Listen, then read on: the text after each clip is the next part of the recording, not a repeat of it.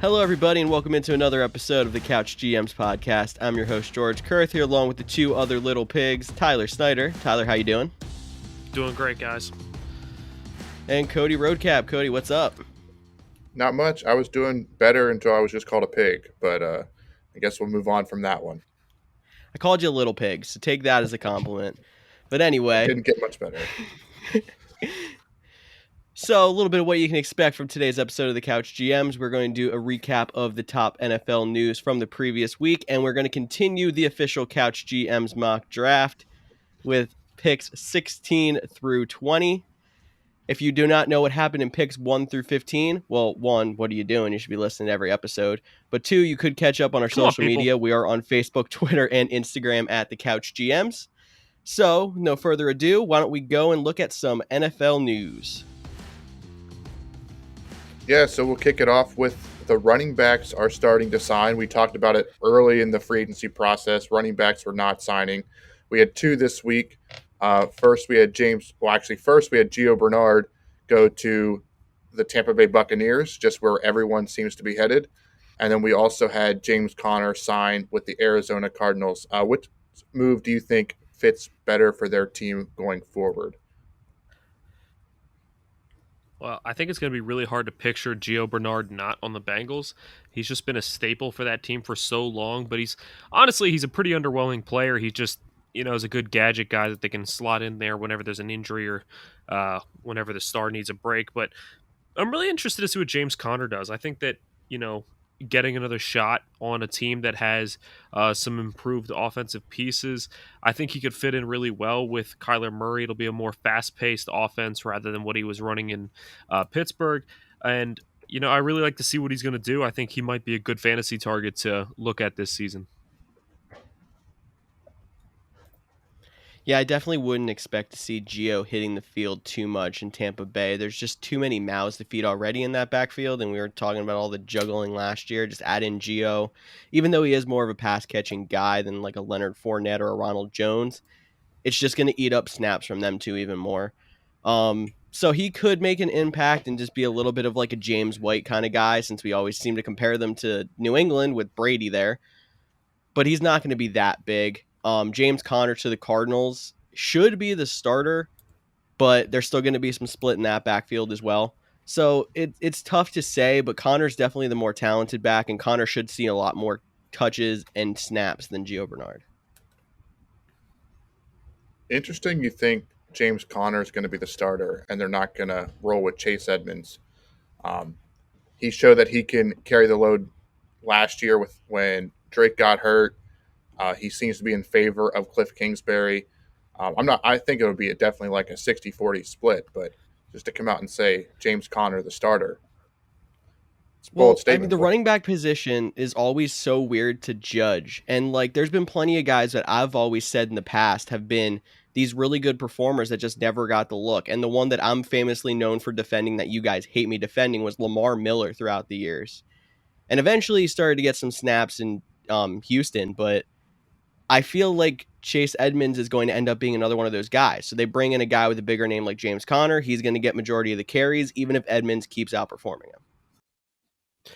And if we're being honest, last season, Kenyon Drake started the year slow and terrible, and he was such a disappointment when everybody was expecting big things. Then he got injured. Chase Edmonds took over and dominated. He looked great in that offense. So everybody was like, oh, Kenyon Drake is done. This is Edmonds' team. But then when Kenyon Drake came back from injury, he still took a lot of carries. He still took plenty of snaps, a lot of the red zone looks and stuff. So even last year when Edmonds clearly proved he was the better running back, he still didn't etch out that number one role completely for the whole year. So it's kind of hard for me to think they're going to trust him enough to be the number one now, bringing in a guy like James Conner, who, in my opinion, is better than Kenyon Drake.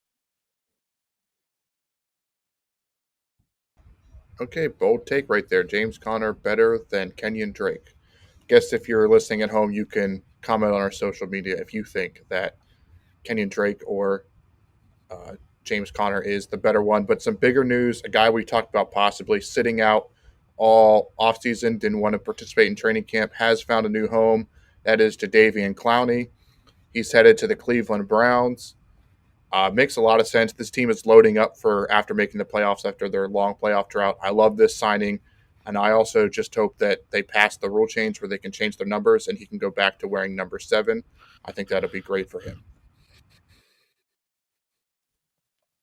And look, I understand that Clowney didn't really give the effort he was supposed to last year, didn't really get the sacks that everybody was expecting from him the last couple of years. But the Browns were offering reportedly about $17 million a year for JJ Watt, and instead they go with a younger and I honestly believe more talented guy in Jadeveon Clowney for $10 million.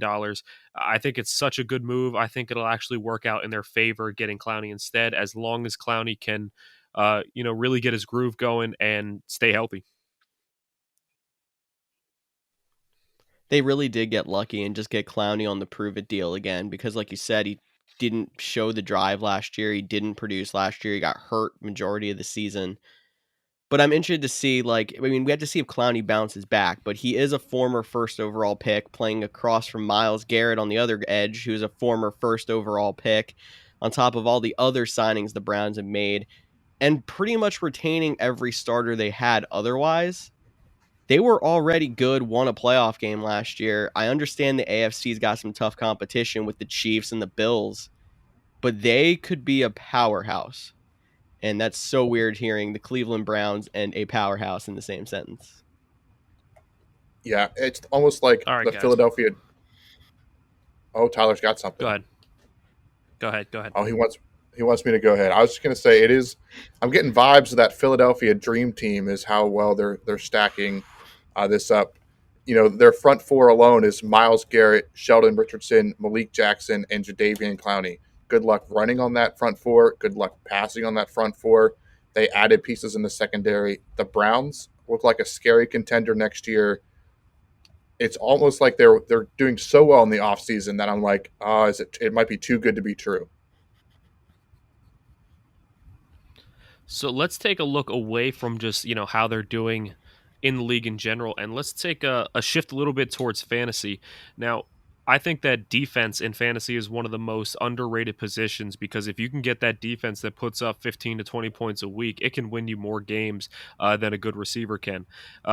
So, guys, with Myles Garrett, Sheldon Richardson, Tack McKinley, Taki, one of my favorite names, Denzel Ward, John Johnson, you name it, I can go on forever. With all these big names on this defense, where are you ranking them as far as fantasy defense for next year?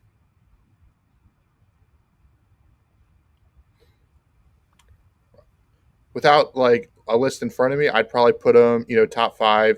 I think I'd still put San Fran back up there when they're coming back from injuries. I think I'd still put them up there. I'd probably still put Chicago ahead of them. Maybe New England, depending on how many players they're retaining, getting back from the pre-COVID years. But outside of that, they're right there in that 4 or 5 spot is where I would have them this early preseason. Could change after the draft if someone goes like the Carolina Panthers did last year and take all draft defensive players. But they definitely seem like a team that you might not be a streaming option, more of a weekly starter, which is very rare for the defensive special teams unit in fantasy. I mean, the only thing that would worry me a little bit with them is I feel like in the division they're in, it could be a little boom or bust. We know the Ravens can put up a lot of points. The Steelers, as much as I'm not a fan of them and they're getting older, they still have the weapons on offense to put up points. The young, growing Cincinnati Bengals team, if they add another weapon on offense, they could put up points. So, I mean, majority of your points from defenses come from getting turnovers anyway, and all those guys, turnovers and sacks are going to happen. But if for whatever reason they don't in a week, they could have a pretty big bust. But I think I agree with Cody. Put him around 4 or 5. Could be a weekly start. And if you have a matchup where you end up with someone going against the Jets or something, maybe you can slot him in just in case of that bust potential. But they should be pretty safe, I think. Yeah, pretty safe. Not really have a pretty low or pretty high floor, I would say. Probably guarantee 5-6 points for your defense with the potential of 15. Where some other defenses, it's like, well, maybe they'll bust and get the kick return, or they'll get a pick 6 because they're playing a bad quarterback or a bad team. So definitely stuff we'll talk about once fantasy season comes back around on how to build your lineup and ways to improve your team and when it's smart to gamble with different point systems. Well, you know what they say, guys. Defense wins championships, so I had to ask. But during all of that, Cody, you did mention that New England's going to be a big question mark because it's going to be interesting to see how many people they retain on their team. But one guy they're not going to retain is Julian Edelman, the wide receiver. He apparently took his physical and failed the physical. So they were able to get out of his contract, and he decided that it was just time for him to retire. Um, Guys, obviously a great career for Julian Edelman. That's a big loss for the Patriots, losing a guy like him. But there is one question that has been surrounding social media all week this week, so I got to ask it. Is Julian Edelman a Hall of Fame receiver? Nope. Next. No Now, offense. I'll just say the other viewpoint that I've heard that made the most sense, because I also agree he's not a Hall of Famer. He was never a top 5 at his position during his career. He was never the best regular season performer. He was a playoff master, but that doesn't make a Hall of Famer. And you can say he has 3 rings, but part of you can say is either the coaching or the quarterback. But the only thing that I heard that would make you think, oh, maybe that he should be in the Hall of Fame is people were talking about dynasties and how many players from all of those dynasties end up in the Hall of Fame, talking some old Steelers teams. And there was only, I think they said 2 clear-cut Hall of Famers from all of those years from the New England Patriots. One of them is going to be Tom Brady. Forget who else they said. So they were trying to calculate out who else from those Patriots dynasty teams should be in the Hall of Fame, because they should be represented. If they were that dominant, they should have people that deserve to be in the Hall of Fame. And Edelman's one of the people that kind of stood out, even though his numbers, I don't think should be Hall of Fame numbers. Yeah, I agree. I didn't hear or read the report you were referring to. I'm going to assume the second guy was Rob Gronkowski, would be my Probably, guess. yeah. And Probably. to that note, when they had their big wins or stuff, or their dominating defenses, they had older guys that came from other teams. They had Randy Moss the year they went 18-1. Part of that, obviously, they didn't win the Super Bowl that year. Randy Moss is in the Hall of Fame. They had Darrelle Revis for a few seasons. He's going to be in the Hall of Fame eventually. Julian Edelman, yes, he will be 100% in the New England Patriots Hall of Fame. He meant a lot to that organization, but his numbers statistically don't add up to be in the NFL Pro Football Hall of Fame. And we're already to the point where the Hall of Fame is becoming almost like the Pro Bowl. Like, it's almost a joke on who's getting in and who's not. And just because I'm a Packers fan, I do have to throw out this fun stat I did see. Julian Edelman in his whole career, regular season, had 36 touchdowns. And in Devontae Adams' last 42 games, he's had 37. So 30, if you think about it, 36 touchdowns in your whole 137 game career. I'm not discrediting what he did for the NFL, not discrediting what he did for the league, but how can you put a guy that only scored 36 touchdowns in the Hall of Fame, unless his name's Devin Hester, who's going in for his elite punt returning, which he deserves to get in even if they qualify him as a wide receiver.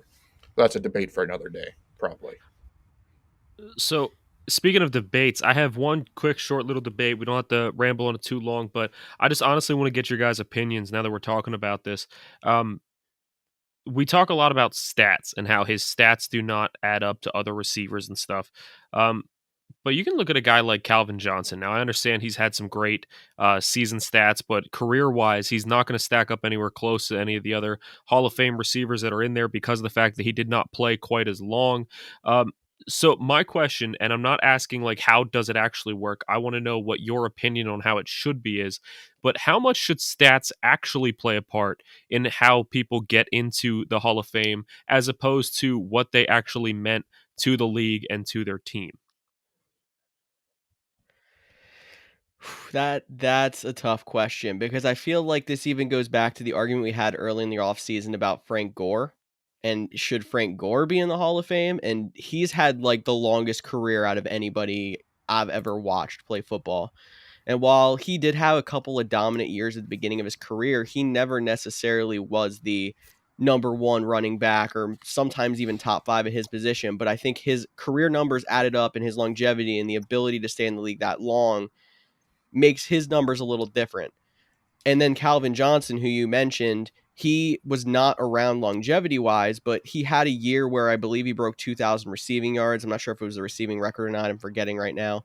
And his average stats per year, like he was consistently number 1, number 2 wide receiver in the league for the whole time. He just didn't stick around long enough to drop off.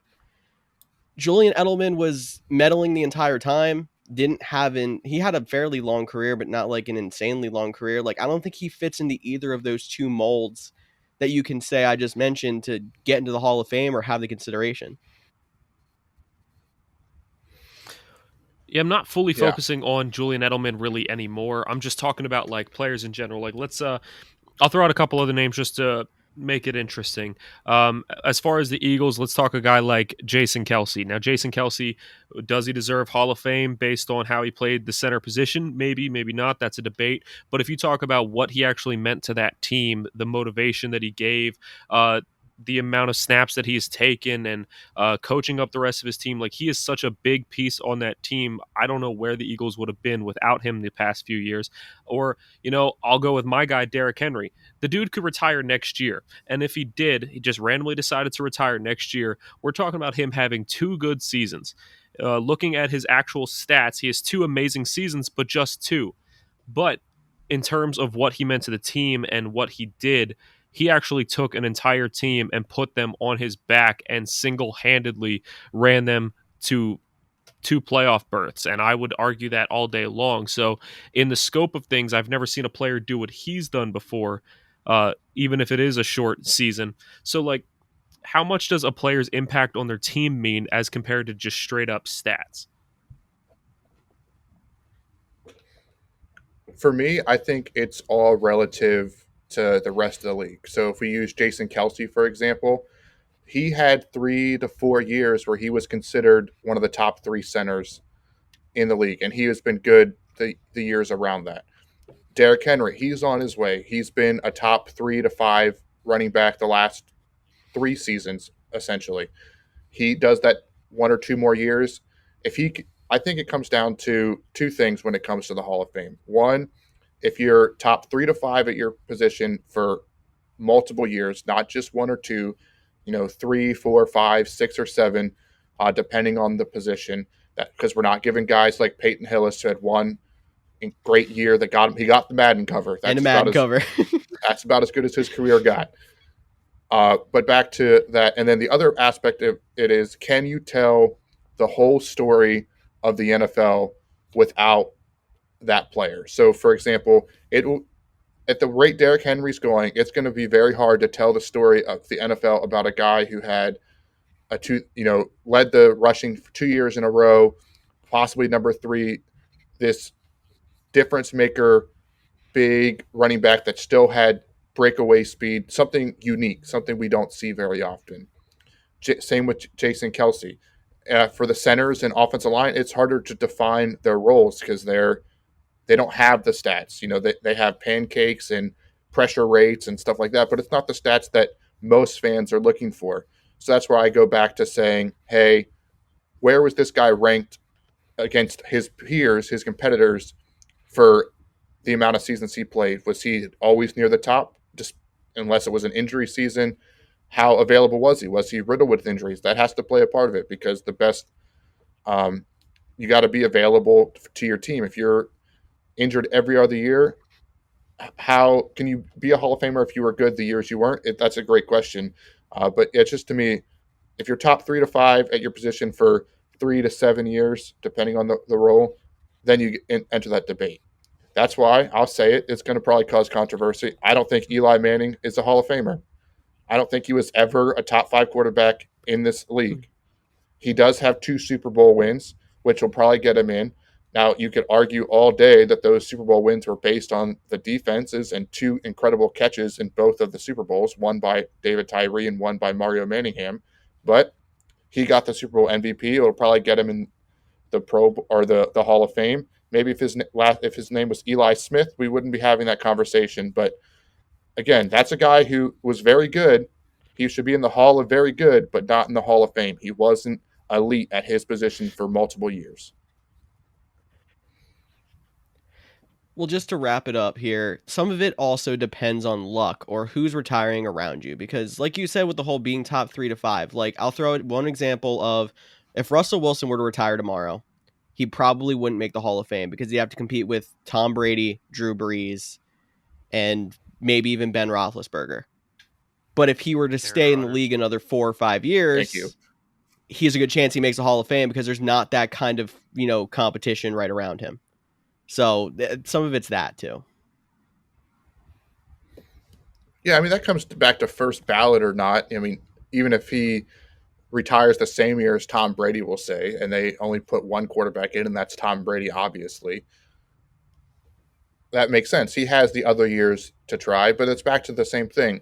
Russell Wilson has never, I'm not saying Russell Wilson is a bad quarterback, but Russell Wilson has never earned an MVP vote.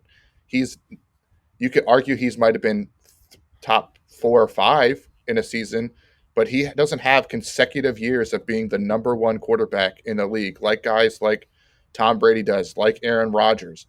I'll say the same thing about Drew Brees. Drew Brees is always a top 5 quarterback, but he was rarely a top 3 quarterback. Now, I think he'll get into the Hall of Fame based on the names alone. He has the longevity. He has the stats to back it up. And Drew Brees is such a monumental person for the city of New Orleans, and that's going back to telling the story of the NFL. The Russell Wilson, he needs a few more years. He needs 1 year of being super elite, be the dominating quarterback in the NFL for me to be in the Hall of Fame. And I know I'm definitely one of those guys that is very critical of who gets into the Hall of Fame and who doesn't. I think every year there's guys that get gypped and guys that shouldn't make it or make it because they went into broadcasting instead of doing something else in their careers. All right, guys, I'm going to cut us off there because we could ramble about this all day long. It's a fun topic. Maybe we can get into it at another point when the Hall of Fame voting rolls around.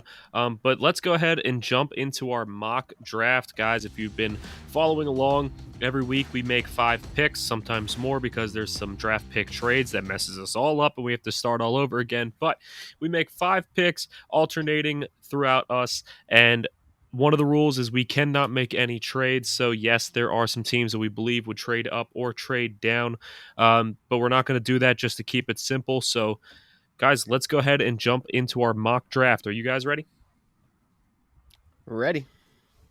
Absolutely. And, buddy, you're up. You're first on the clock with the Arizona Cardinals at pick 16.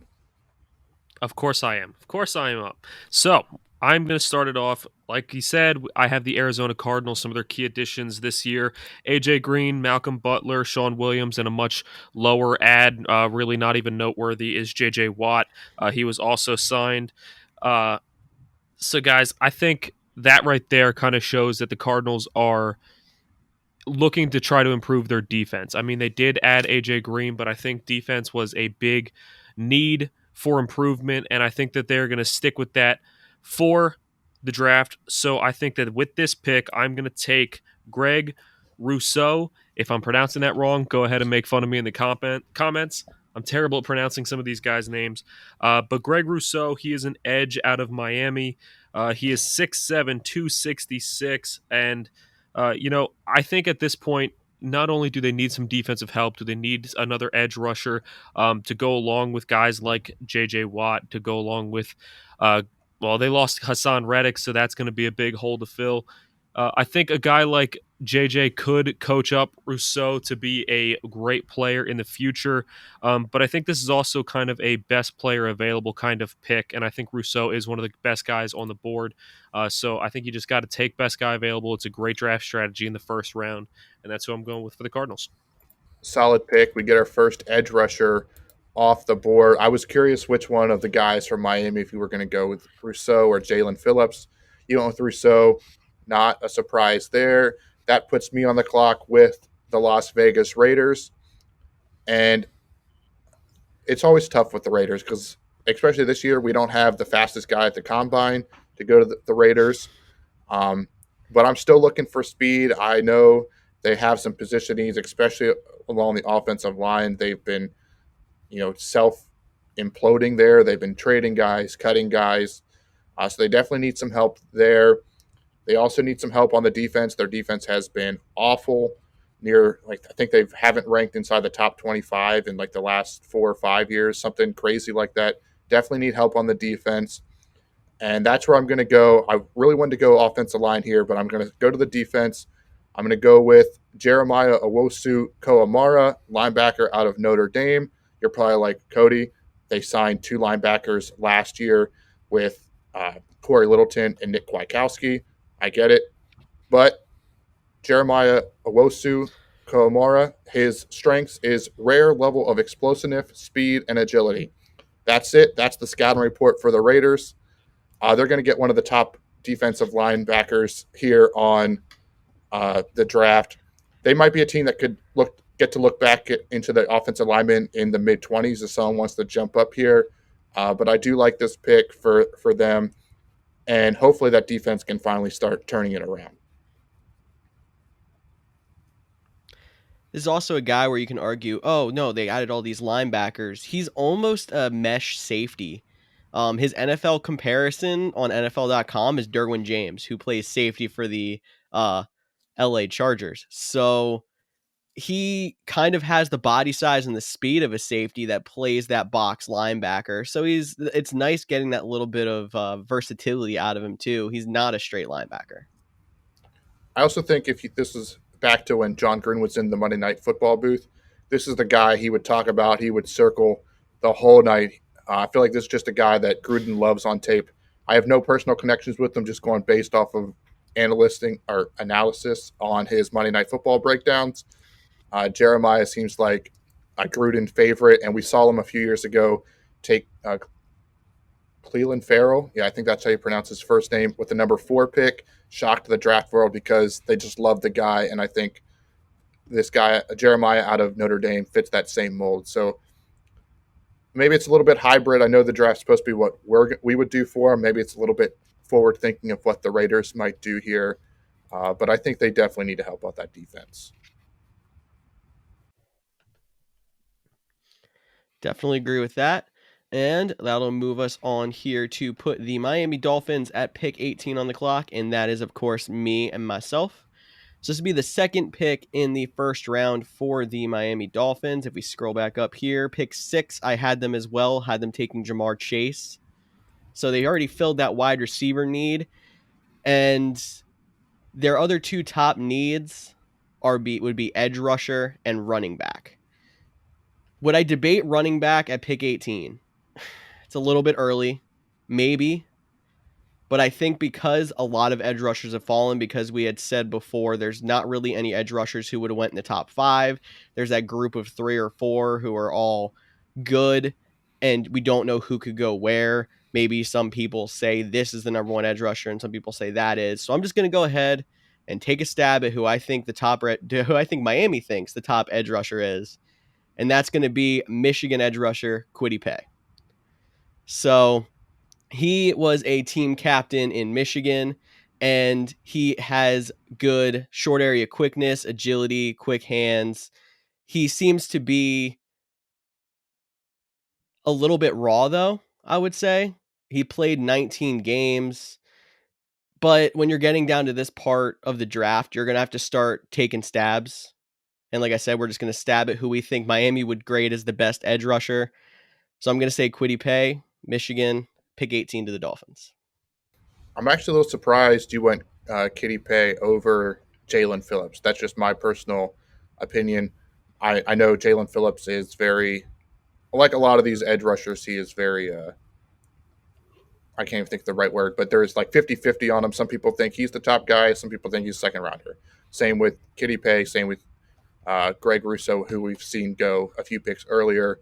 I just thought maybe the Miami connection, he's already used to playing in South Florida, might make sense there. I'm not saying I don't like the Kwity Paye. I was just a little surprised that it wasn't Jalen Phillips. But overall, I think they do feel a need. But maybe if it is, I was going to say, maybe even if it is draft day, I wouldn't be surprised to see Najee Harris go here. I could see them trying to update the running backs and just putting more pieces around Tua. They got the LSU guy in the top of our draft, so now they're going to go get that Alabama guy for Tua, and it's going to be like an SEC reunion in Miami. This is one of the first logical spots to see Najee Harris go. I'll admit that. He's going to be the first running back off the board no matter who ends up taking him. I'm thinking this is maybe my Big Ten bias. Since I watch Penn State, I watch more Big Ten ball than I do any other college football. That's why I would kind of lean Kwity Paye. I've seen a little bit more of him as opposed to another one of the edge rushers. What Totally an makes sense. interesting draft year this is, honestly. You talked about how it's kind of 50-50 on who's higher between the edge rushers. That's really how this whole draft is this year. Usually you have a little bit of clarity on who's ranked higher than others.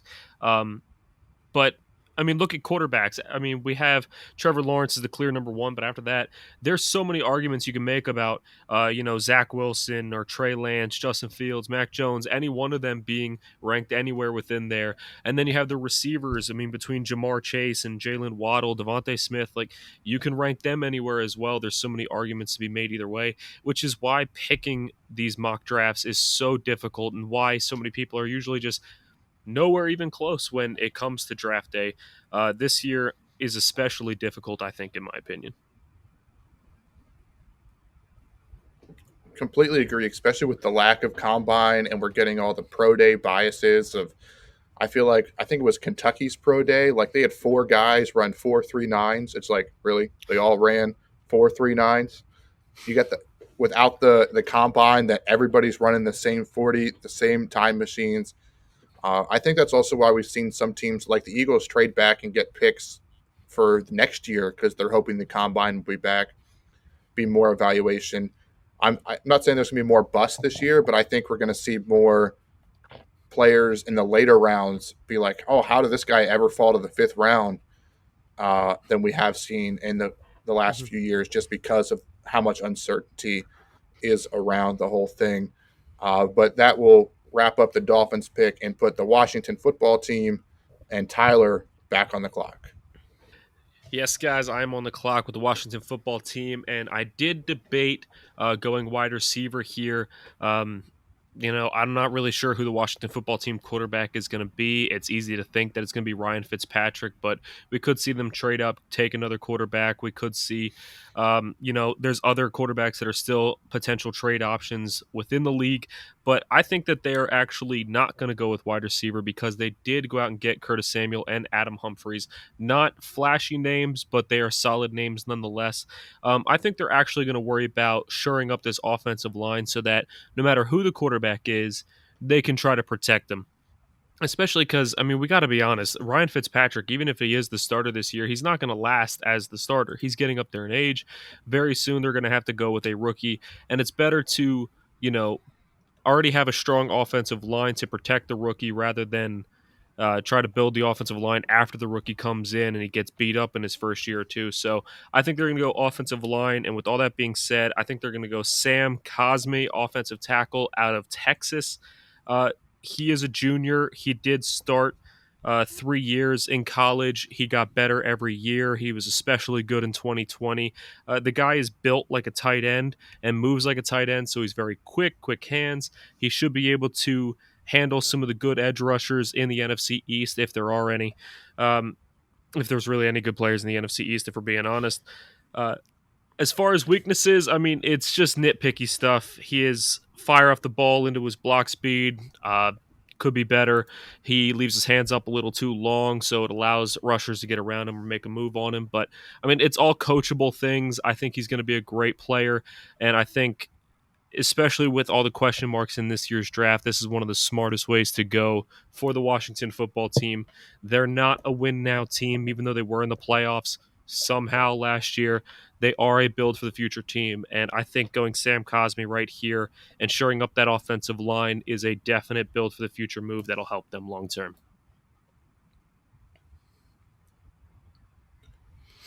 Wow, interesting. You don't think they're in the win now mode? I would think that Don't. they're trying to compete now. Obviously, we still need to figure out who they're at the quarterback, if it's going to be Fitzpatrick or Taylor Heineke. But I think we saw last year that they were trying to win no matter what. I just don't see Ron Rivera being the guy that's not. We're going to try everything we can to win. So very interesting on your thought that they might not be in the win I, now I, mode. But I do. I don't. I don't think they're in a mode where they're not trying to win now. I don't want it to sound like that. I just don't think that they're in a position where they can make a deep playoff run right now. And even if they think they're in win now mode, honestly, once the season starts, I think the Cowboys are going to be a lot better this year, especially if Dak can stay healthy. And I think the Giants are going to be a pretty interesting team to watch. I think it's going to be a battle between those two in that division. And I think Washington's just going to be lost there in the number 3 hole. Sorry, Eagles fans. But I think he's just going to be lost in the number 3 hole, and they're going to kind of be forced to build for the future. So they're still going to try to win now if they can. But honestly, Curtis Samuel, Taylor Heineke, Ryan Fitzpatrick, I'm not seeing a team that's really built to make that deep run. They do have the defensive pieces. Their defense is scary. They have the potential to be in win now mode in the very near future, but I still think they're a few pieces away.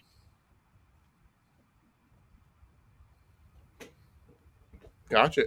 I mean, I hear you. Maybe I'm just too much of a believer in the Ryan Fitzpatrick swan song in Washington here. You mentioned their defense. They're another one right up there, back to our fantasy question you posed earlier. They'd be right around the same spot. We're looking at the Cleveland Browns, especially with their front four. And Chase Young looks dominant after being drafted number 2 overall. But I do like the Sam Cosmi pick. He can play guard or tackle. Definitely a late riser in this process. But that'll put me on the clock with the Chicago Bears. And I'm going to make the same joke I did with the Vikings. They're going to take Max Duffy, punter. And we'll just move on to next week. That joke did not land as well as the first time. Probably shouldn't have made it a second time. So I'll get into my real analysis here. The Chicago Bears, they're in a tough spot.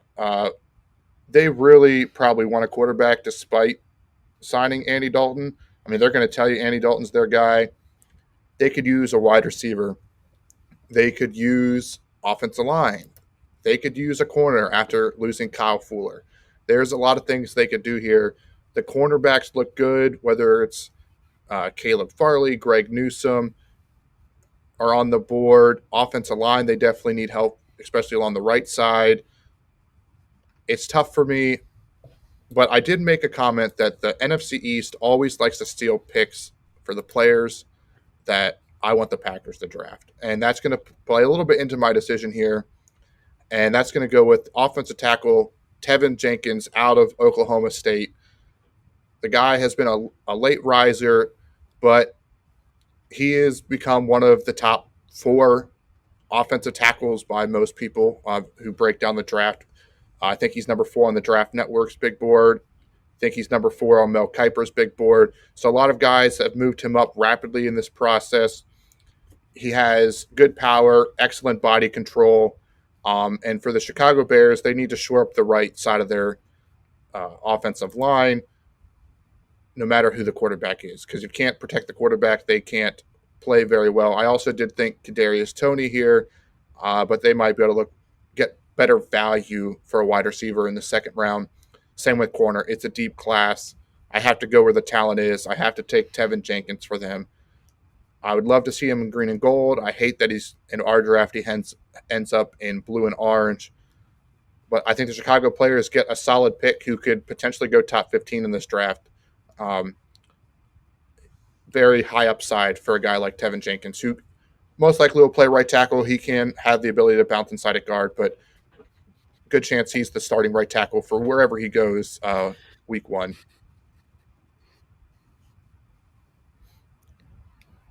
Bro, you just totally missed an opportunity to have the Bears reach for a quarterback and take someone like Kyle Trask. Man, Kyle Trask isn't that good. I'm sorry. I prefer Kellen Mond out of Texas A&M. He probably won't even go until day 3. Maybe he'll go in day 2. I could have done it. I hope Chicago takes Kyle Trask. Ryan Pace, please take Kyle Trask. It would be such a Chicago move, honestly. It would After Mitch Trubisky, they can take anybody at quarterback. I could see Chicago having like Marquette King come out of retirement and transfer from punter to quarterback and just, lead them to a 2-win season, or, going out and getting Johnny Manziel because he's going to be on the comeback train. Like, it's just, you don't know what Chicago's going to do at quarterback. You never Johnny do. Manziel played in fan-controlled football, so, I mean, he's fresh. Ryan Pace, if you're listening, we're giving you great ideas here. Go get Johnny Manziel. Go get Marquette King or draft Kyle Trask. But jokes aside, I do think Tevin Jenkins makes a ton of sense for them. And that wraps up our 5 picks for this week. Pretty light since there was no trades. Just a recap from this week. Yeah, it'll probably happen like always tomorrow morning, about an hour after we post. Some breaking news will wreck our whole draft. We're used to it. But this week we had 16. Tyler took Gregory Rousseau to the Arizona Cardinals. I took Jeremiah Owusu-Koramoah to the Las Vegas Raiders at 17. George took Kitty Pay to the Dolphins at 18. Snyder was back on the clock with the Washington football team and took offensive tackle Sam Cosmi. And I wrapped up the top 20 with the Chicago Bears taking Tevin Jenkins. I could also see the Chicago Bears being a trade back candidate for a team that would prefer a cornerback and want to hop the Indianapolis Colts and Tennessee Titans, 2 teams who might go cornerbacks heading or moving forward. So definitely an interesting spot for a possible trade, but we can't do trades. So that wraps up our mock draft 16 through 15. Yeah, if we're being honest, 16 Chicago 15, more than anybody needs to fill a bunch of holes. They need to trade back, get some picks, and really get a lot of positions. Cody, I'm trying to just glaze over the fact that you just said that. Try to give you a little bit of slack here, but George isn't allowing it to happen. 16 through 20. I'll correct it. Good catch, George. Yeah, coming from the guy who didn't know who Miles Sanders was last week. So, I mean, really, can you be making fun of anybody right now? I got to get my jabs in to get myself back here while I can. But again, guys, a quick reminder, if you missed 1 through 15, don't know who we took, you can check us out on social media. We have those posted there, and we'll add 16 through 20 later in the weekend. Absolutely. And you know what? We dropped a lot of information on you guys today. We had our mock drafts. We went over some of the NFL news. I dropped some hot takes on who's better. Kenyon Drake. Is Kenyon Drake better, or is James Conner better? Who knows? Let us know in the comments. Let us know what you think. Let us know what you think about some of the picks we made. Let us know whose fumble was worse. Cody saying 16 through 15, or George forgetting who Miles Sanders is. Get involved, guys. Or Mark Sanchez. This podcast is so much more fun for us and more fun for you when you get involved, so please do so. Yeah, guys, get involved. And as always, just thanks for listening. And please, if you're on iTunes, Spotify, Anchor, iHeartRadio, wherever you're listening, drop a 5-star review, subscribe. And if you're on YouTube watching, make sure you like and subscribe. Hit that bell to get notified when we post new videos, because there might be more videos coming, and you got to be subscribed to find out. Thank you one more time for listening into this episode of the Couch GMs podcast. For Tyler Snyder and Cody Roadcap, I'm George Kerth, and we'll see you all next week. Boom.